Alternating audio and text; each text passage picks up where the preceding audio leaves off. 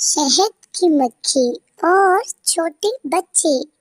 प्यारे बच्चों, एक दिन की बात है कि एक शहद की मक्खी अपना अनाज जमा कर रही थी। जब वो उड़ती उड़ती एक जगह से गुजरी जहाँ एक छोटी बच्ची बैठी रो रही थी। शहद की मक्खी ने उस बच्ची से पूछा, क्या हुआ है? बच्ची ने शहद की मक्खी को जवाब दिया कि मैं गुम गई हूँ, मैं अपना घर नहीं ढूंढ पा रही।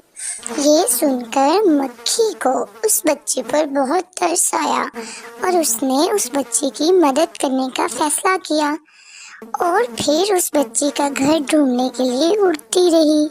काफी देर बाद आखिरकार उस शहद की मक्खी ने उस बच्ची का घर ढूंढ लिया और उस बच्ची को अपने घर पहुंचाने में उसकी मदद की।